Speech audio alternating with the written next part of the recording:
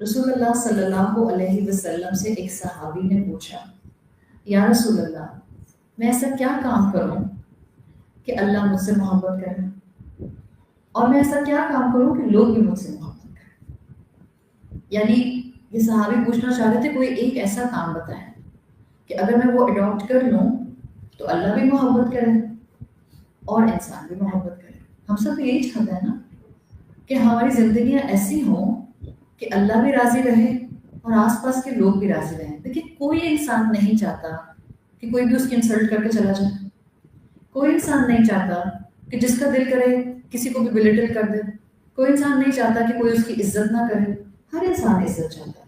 تو ان صحابی نے بھی سوال کیا کہ ایسا کوئی کام بتائیں کہ اللہ بھی مجھ سے راضی ہو جائے اور لوگ بھی مجھ سے خوش ہو جائیں۔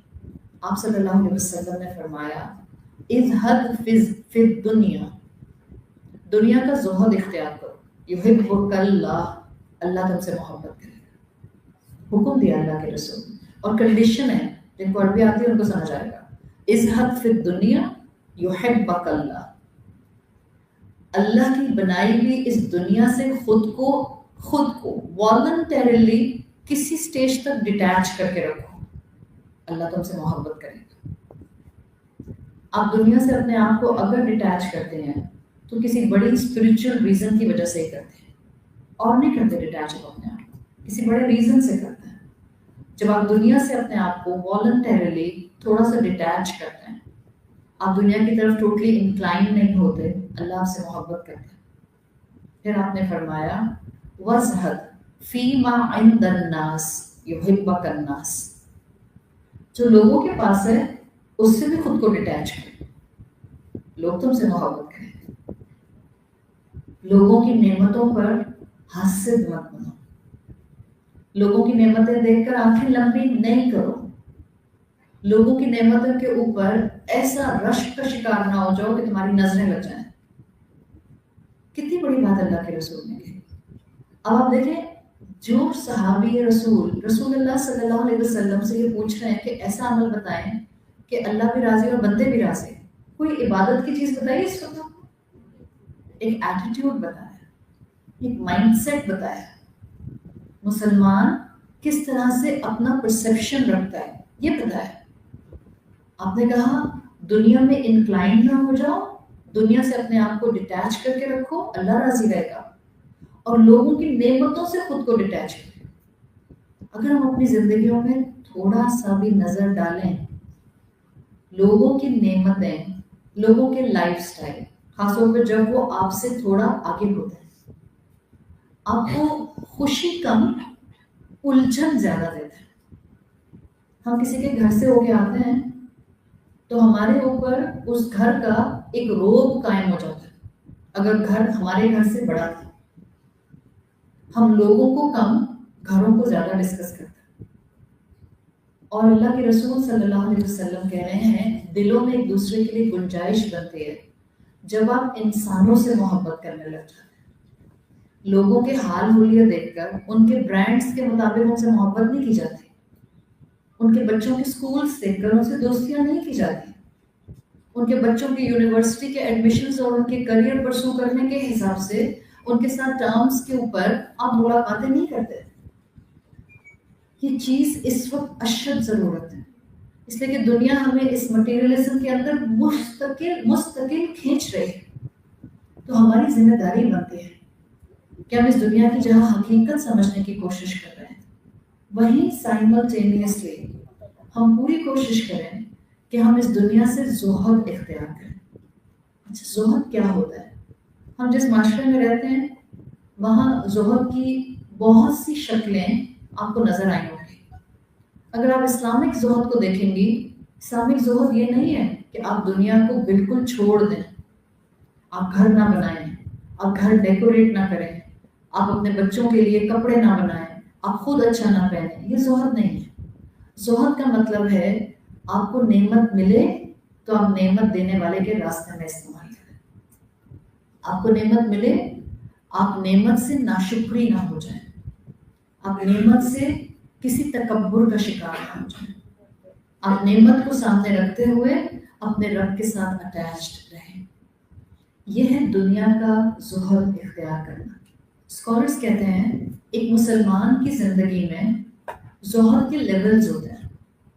لیکن ہم یہاں سب مختلف ایمان کے لوگ بیٹھے ہوئے ہیں. ہم میں سے کسی کا ایمان دوسرے کے ساتھ ایگزیکٹ ریپلیکا پر نہیں ہے. یہ ہمارا اور ہمارے رب کا تعلق ہے. ہم سب کے اپنے اپنے ایمان ہیں.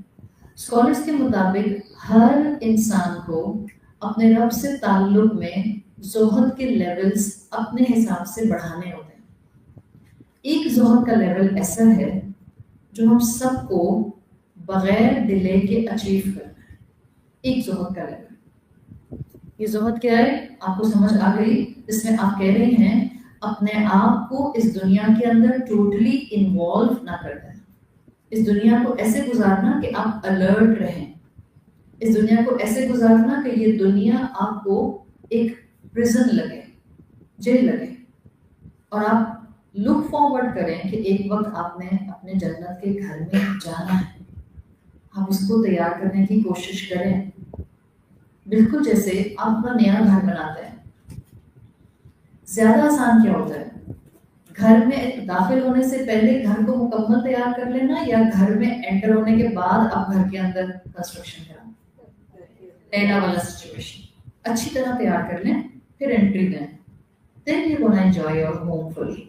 جب آپ خود آدھے سیٹل ہو جاتے ہیں گھر میں جا کے، آدھی کنسٹرکشن ہو رہی ہوتی ہے، تو بے چینی پریشانی زیادہ ہوتی ہے، کام پرولونگ زیادہ ہوتے ہیں، انجوائمنٹ کم ہوتی ہے. جنت کے گھر کا بھی یہی معاملہ ہے.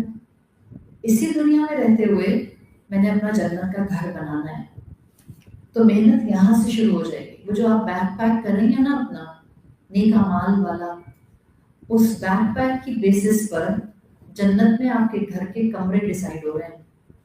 اس کا انٹیریئر ڈیزائن ہو رہا ہے. اس میں روبیز لگ رہے ہیں، اس میں پرلز لگ رہے ہیں، اس میں گولڈ لگ رہے ہیں، اس میں ڈائمنڈز لگ رہے ہیں. all depends upon the نیک اعمال of your backpack. آپ سوچیں ہم اس دنیا کے اندر، اس دنیا میں اپنے در و دیوار کے اوپر ڈائمنڈز نہیں لگاتے. جنت میں آپ کا گھر ہوگا. بعض جنتیوں کے گھر ہوں گے ہالو پرل کی طرح کے، ایک پرل کے اندر پورا گھر، اور پھر اس کے اندر ان کے برتن ہوں گے، کہیں سونے کے تو کہیں چاندی کے. کاپر کی کراکری خریدتے ہیں ڈنرس کے لیے، پتہ ہے کتنی مہنگی آتی ہے؟ ہاں، ایک ٹرے آتی ہے 45,000 کی. اور کہتے ہیں بندہ دعوت میں ایک ٹرے تو نہیں نکالتا نا. کاپر کراکری کاپر ہے، گولڈ کراکری ہم سمجھیں آپ. تو الحمدللہ اللہ مومن کا ایک مائنڈ سیٹ بناتا ہے. مت رویا کریں. میں نے اپنی رمضان کی پچھلی کلاسز میں بھی اس پر بہت تاکید سے بات کی تھی. آپ میں سے جنہوں نے سنا ہے ان کو معلوم ہے. خواتین اکثر روتی رہتی ہیں ہمارے پاس اتنی ایسٹس نہیں ہیں اس دنیا میں، یا تو شوہر کی ہیں، اس سے پہلے ابا کی تھیں، یا بچے جوان ہو گئے تو ان کی ہیں. میرا تو کچھ بھی نہیں ہے. آپ کا بہت کچھ ہے اگر آپ سمجھیں تو. اوپر بن رہا ہے آپ کا، وہ تو خیر و ابقا کی کیٹیگری ہے. نہ کوئی چھین سکتا ہے، نہ کوئی چرا سکتا ہے، نہ اس کو زبردستی جائیداد میں کوئی آپ سے لکھوا سکتا ہے. وہ نہیں کسی کو ہم دینے والی، اور نہ آپ سے کوئی لکھوا سکے گا. تو جب آپ اس دنیا کا زہد اختیار کریں تو ایک زہد کا لیول ہر مسلمان کو اختیار کرنا ہوتا ہے. دس از بیسک زہد. زہد کے درجات ہوتے ہیں. سب سے پہلا زہد کا درجہ ہوتا ہے زہد علی الحرام.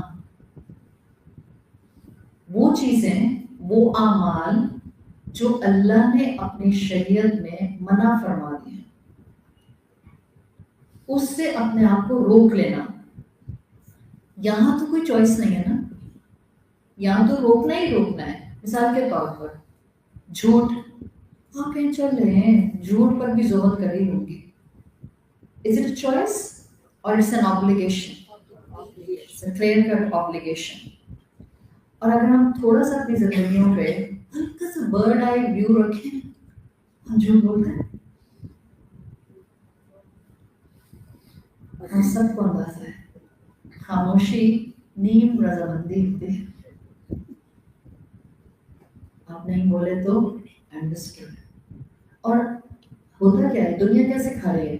کوئی جھوٹ تھوڑی ہے. मसलहतन बोला है, मसलहतन बोला है। मजे की बात यह है, हमारे सारे झूठ के पीछे मसलहतें होती हैं। हर झूठ के पीछे हिकमत है, हमारी दलील है हमारे पास। हालांकि बचपन से आपने अपने माँ बाप से कहानी सुनी होगी, वो जो एक बच्चा था जिसकी पॉकेट में उसकी अम्मा ने पैसे स्टिच कर दिए थे, एक्सटर्नल पॉकेट के अलावा एक इंटरनल पॉकेट में, और वो कहता था मेरे पास पैसे हैं, मेरे पास पैसे हैं, जबकि डाकुओं को पैसे नहीं मिल रहे थे उसके पास। सच्चा बच्चा था ना, सबने कहानी सुनी ना ये वाली, हम सबने ऑलमोस्ट सुनी, जो कि मेरा एज ब्रैकेट वाला सबने सुनी। सच बोलना होता है। सच बोलने के बाद जो आपकी जिंदगी में मुश्किल आएगी ना, लोग कहते हैं सच बोलेंगे मुश्किल आएगी, जब तो आपका इम्तिहान आपका रब ले रहा है। ये दुनिया ठंडे ठंडे गुजारने की तो है ही नहीं। अगर ठंडा ठंडा मौका मिल जाता है जिंदगी के किसी दौर में, it's a blissful part of our life, अल्हम्दुलिल्लाह। तो सच बोलना, इसके लिए आपको अपनी जिंदगी में खुद को परसिस्टेंट रखना होता है।